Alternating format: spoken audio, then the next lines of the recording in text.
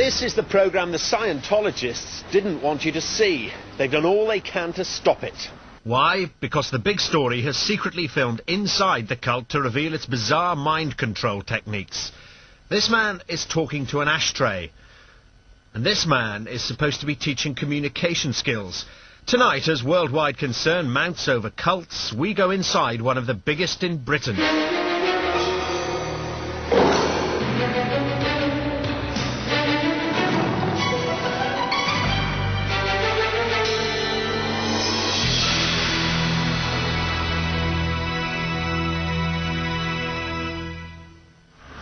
Prompted by recent cases involving Scientologists, we began to investigate what goes on inside these seemingly harmless little shops that are in high streets all over Britain. The results of our inquiry are disturbing. They're reinforced this week by a new report from independent American cult experts who've also come up with new evidence about Scientology. Of all the cult groups we've studied for the last 2 decades now, Scientology has shown itself consistently to be the most effective in terms of its recruiting, and more importantly, potentially the most damaging in terms of its effects on its members. So is Scientology a harmless fringe religion, or is it a sinister sect that controls the minds of its members? To find out, the big story has sent an undercover reporter inside the organisation. But first, a military intelligence consultant and some former Scientologists drilled big story reporter Ali Davis in how to pass Scientology's security checks. And then you explain it in your own words, okay? Are you a journalist? What does this question mean to you? It means, do I work in journalism?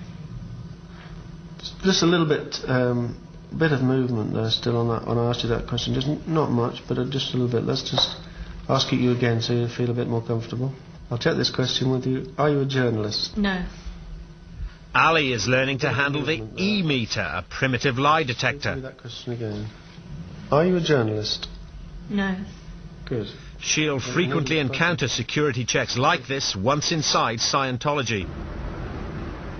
Ali sets off for Poole in Dorset, home of one of Scientology's most successful missions. Some of Ali's experiences were captured by her secret camera. Others we have reconstructed from the notes she made immediately afterwards. On Poole High Street, she's approached within minutes by a young man with a clipboard. Right, a little off that head to ask people questions. Look, first question. If you could be anything in life, what would you most like to be? Explorer. Claiming to promote a book, the young man persuades Ali to go with him to his office to complete a survey. It's 40 minutes before he admits he works for the Scientologists. This is how most people are recruited into Scientology, but they don't know the true beginnings of this so-called science of the mind. Scientology was created by this man, Lafayette Ron Hubbard, or plain Ron to his followers.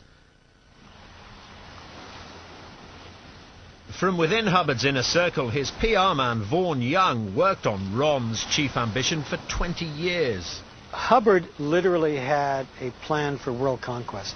He actually literally wanted to take over the world.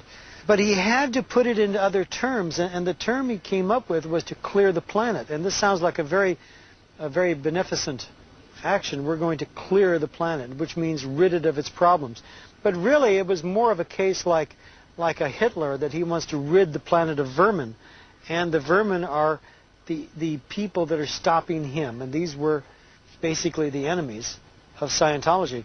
Scientologists dismiss as propaganda all criticism of Ron Hubbard, the church, or their beliefs from former members, or apostates as they call them. But there are plenty of independent sources too. Science fiction writer Hubbard created a colourful life history for himself, claiming to be a nuclear physicist, explorer and war hero. This was exposed as the myth it was by Sunday Times journalist Russell Miller. Ron Hubbard was a charlatan, a liar, a confidence trickster, a thief. He invented his whole life. He invented a career to substantiate himself as a guru for the Church of Scientology. In 1968, Hubbard was banned from Britain and took to the high seas.